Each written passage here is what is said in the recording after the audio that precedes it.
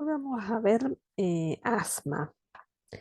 Asma puede definirse como una enfermedad inflamatoria crónica de las vías respiratorias que provoca una respuesta excesiva, edema de la mucosa y producción de moco. Estos son lo que hace a lo que podemos llamar o que solemos llamar, ¿sí?, a los reactivos bronquiales, ¿eh? Los pacientes podemos denominarlos como reactivos bronquiales. Lo que aparece acá es que frente a algún factor desencadenante, ¿sí?, puede aparecer, digamos, el periodo de agudización del asma. Entonces, lo que va a hacer esa noxa, que el cuerpo lo va a reconocer como un cuerpo extraño, provoca una respuesta excesiva. Esa noxa, esa presencia del cuerpo extraño, hace que el sistema inmune de las personas reaccionen, en su árbol bronquial con una respuesta excesiva. ¿Y cómo reaccionan? Bueno, produciendo una reacción inflamatoria, y edema de la mucosa y producción de moco. Entonces, ¿qué va a tener el paciente a lo largo del tiempo? Bueno, episodios de tos, opresión del tórax, siente que tiene una presión en el pecho, sibilancias y disnea. Son la sintomatología que habitualmente puede presentar un paciente cuando se encuentra en estado de crisis de asma. Es altamente reversible, y esta reversibilidad depende puede ser en forma espontánea o con tratamiento. A veces hace un episodio agudo, digamos, de broncoespasmo, tos, disnea, y revierte solo, por ejemplo, alejándose de la noxa o de aquel factor que le está desencadenando la crisis de asma. Y en otros no, en otros requieren tratamiento y en otros requieren tratamiento prolongado. Pero acá es importante destacar que el asma anteriormente había sido incorporado o estaba incorporado dentro de las enfermedades pulmonares obstructivas crónicas. Y a partir de que se logra con el tratamiento y con la detección, ¿sí?, de cuáles son los factores desencadenantes, fue retirada dentro de las enfermedades pulmonares obstructivas por este grado de reversibilidad que tiene, ¿no? Por periodos es totalmente reversible, lo cual lo saca de ese grupo de enfermedades pulmonares obstructivas crónicas. ¿Cuál es el factor predisponente? Son las alergias, y la exposición, digamos, a esos alergenos, ¿no? Como pueden ser el polen, el moho, el polvo, la caspa del animal. Vieron que muchos tienen alergia a la caspa del gato, por ejemplo, ¿no?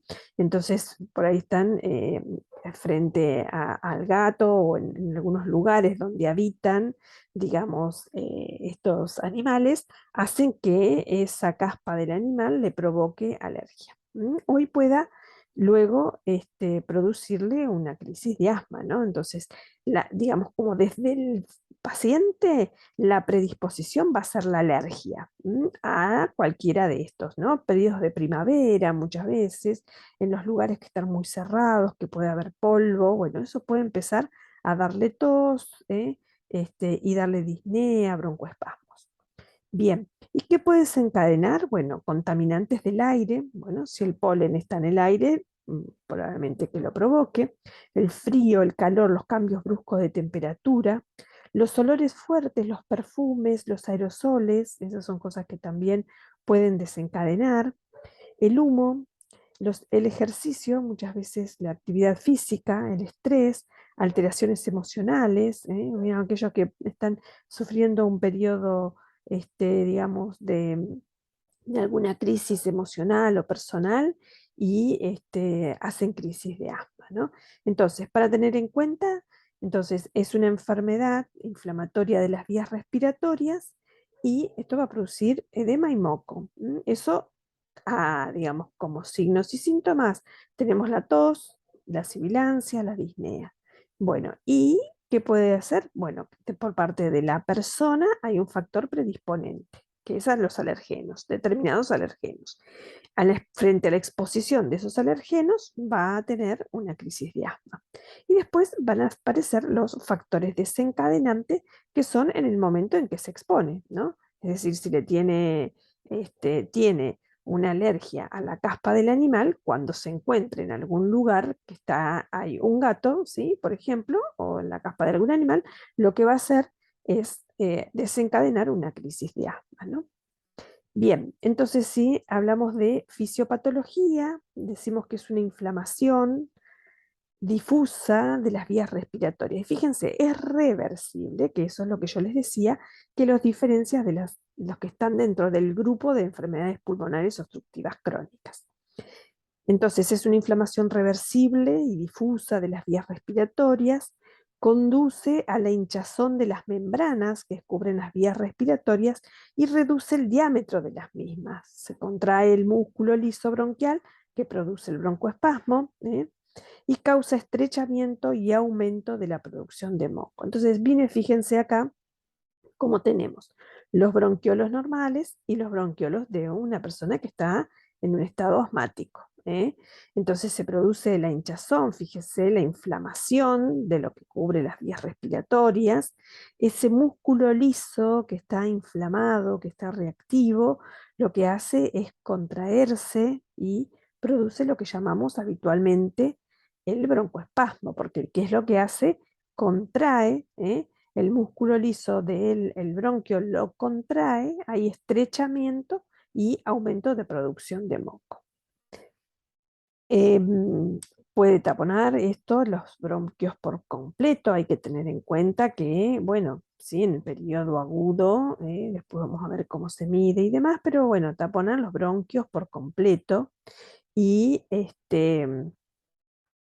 se produce esputo, que es un esputo pegajoso, y los alvéolos se inflaman, ¿no? Es decir, como que todo sí, el tracto respiratorio está, porque recuerden que esto es una reacción, ¿no? Por eso se los llama reactivos bronquiales a las personas que padecen asma, ¿sí? ¿Por qué? Porque reaccionan frente a un determinado alergeno, que pueden ser cualquiera de los que ya nombramos. Entonces eso produce esa reacción inflamatoria, produce toda la inflamación del árbol bronquial y esa inflamación produce la contracción del músculo liso, de la vía respiratoria, se produce estrechamiento y aumento y producción de moco, secreción y moco dentro de la vía. Bien, ¿qué van a tener? Bueno, dijimos antes, tos, disnea, sibilancia, opresión torácica, expiración prolongada, ¿sí? Diaforesis, taquicardia, hipoxemia y cianosis, que son ya los casos graves, ¿no? Diaforesis es sudoración y taquicardia que se produce justamente, ¿no? Por la falta de aire y por la necesidad de aire, ¿verdad? Que está sucediendo a partir de la inflamación de la vía respiratoria. Bueno, ¿cómo la forma de prevenirlo es evitar los agentes causales? Bueno, si se conoce que tiene mayor sensibilidad, ¿sí?, a un determinado alergeno, entonces tratemos de evitar, ¿no?, eso, o en caso de que no pueda ser evitable, lo que se puede hacer es administrar los fármacos para el tratamiento en el momento en que se esté expuesto o mayormente expuesto a ese tipo de alergenos. Por ejemplo, si aumenta con la actividad física, vamos a hacer, si una de las formas es la reacción que se produce frente a la actividad física cuando va a hacer un deporte y demás, entonces, bueno, por ahí hay que administrar los aerosoles, ¿sí?, o el tratamiento previo a la actividad física y luego realizarla, ¿sí? Entonces, bueno, de esa manera también prevenir ese estado, digamos, o estas manifestaciones clínicas, ¿no? La tos, la disnea, la sibilancia y demás. Bien. El tratamiento médico, bueno, antiinflamatorios inhalados, corticosteroides, que lo que van a hacer fundamentalmente los corticoides, van a aliviar los síntomas y mejorar la función respiratoria. Lo que van a hacer es reducir la inflamación, y con eso mejora el flujo de aire, ¿no? Los antiinflamatorios inhalados o los corticoides inhalados, en este caso, lo que van a hacer es aliviar los síntomas a partir de disminuir la inflamación del árbol bronquial, ¿sí? Y bueno, y por otro lado, los agonistas adrenérgicos beta 2 de acción prolongada, que lo que van a hacer es controlar los síntomas principalmente durante la noche o el ejercicio. ¿Y qué es lo que sucede?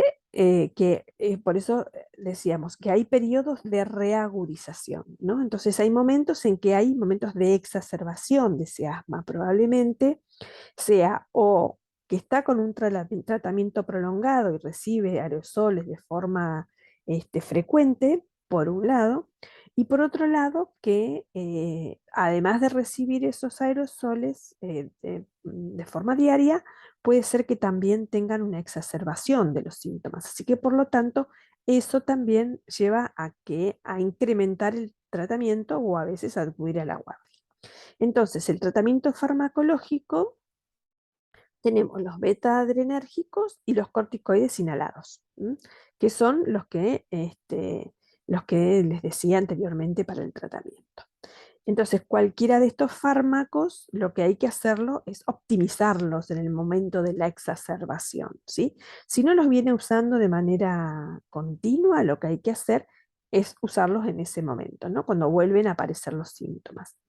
Si los viene usando, bueno, probablemente haya que aumentar la dosis de los aerosoles en el momento en que empiezan a exacerbarse los síntomas, ¿no? Bien, oxigenoterapia si fuese necesario, pero hay que aumentar la cantidad de oxígeno suplementario. Valorar los signos vitales y la oximetría de pulso. Acá es muy importante la oximetría. Ustedes ya vieron en la clase anterior que yo les puse un video en la clase con respecto a la oximetría de pulso, para que puedan entenderla, que puedan comprenderla y el valor que tiene, ¿no? Porque hasta hace un tiempo solamente lo que más valorábamos eran la tensión arterial, la frecuencia cardíaca, la frecuencia respiratoria y ahora a esto, y la temperatura, ¿no? Y a esto le sumamos ahora la oximetría de pulso que ha sido de gran utilidad. Y en estos momentos justamente, ¿no? Para un caso de exacerbación del asma también es de gran utilidad. Así que bueno, valorar también la oximetría es importantísimo. Administrar líquidos y en caso de que fuese necesario administrar antibióticos. ¿Por qué y cuándo se van a administrar antibióticos? Porque en algunos casos, por ejemplo, pueden aparecer exacerbación del asma también frente a alguna determinada patología. Por ejemplo, si está cursando un cuadro de vías aéreas superiores, por ejemplo, que puede ser un resfrío, donde hay aumento de la mucosidad, puede haber temperatura o una gripe también, ¿no? Cuando estamos cursando ese tipo digamos, de patologías que tienen que ver con la vía respiratoria, es probable que se produzca esta exacerbación del asma. ¿Por qué? Porque hay una reacción hacia una determinada noxa, que bueno, puede ser una bacteria, puede ser un virus, pero a eso puede sumársele que hay una exacerbación del asma. ¿Por qué? Porque tiene su enfermedad de base. Su enfermedad de base es el asma, se le suma esto a algún microorganismo externo y produce una reacción también exacerbada del asma frente a esta nueva, digamos, a esta nueva noxa que se le está apareciendo, ¿no? Acá hay un elemento que es fundamental, que yo se los pongo ahora en clase, que lo van a ver, y que es de gran utilidad para medir muchas veces cuál es la gravedad del caso, que es el pico flujo, o el peak flow, que es el que habitualmente tenemos. Bueno, es un pequeño aparatito en el cual, a través de la expiración del paciente, si logramos hacerlo expirar a través de ese pico, lo que podemos observar es cuánto es el volumen de aire expirado y en la medición de ese volumen de aire expirado podemos ver cuál es el grado de restricción que tiene ese paciente para eliminar el aire que tiene en la respiración, ¿no? Entonces eso lo que va a hacer fundamentalmente es permitir evaluar digamos, cómo ha evolucionado el tratamiento y qué es lo que sucede con cómo se encuentra en el momento en que llega, ¿no? Si citamos un ejemplo, tenemos un paciente que ingresa a la guardia, por ejemplo, con un estado que uno puede ver que es de exacerbación del asma, tiene una enfermedad de asma, entonces podemos hacerle la prueba de pico flujo. En esa prueba de pico flujo podemos medir el volumen de expiración que tiene el paciente y ver cuál es el estado en el que se encuentra digamos, estado respiratorio. Aplicamos los aerosoles, que pueden ser cualquiera de los dos, los corticoides y o los beta-adrenérgicos. Administramos, y al corto periodo volvemos a hacer la medición de pico flujo. Entonces eso nos va a decir cómo ha resultado ese tratamiento, si viene resultando o no. ¿Mm? Y lo otro es también nos da una base para saber cómo ingresa ese paciente y cómo va evolucionando, ¿no? Así que bueno, ahí les dejo videos para que puedan ver cuál es su utilidad y cómo se puede llevar a cabo dentro del momento en que medimos o en el momento en que recibimos un paciente que ingresa con una exacerbación del asma o con su periodo de reagudización.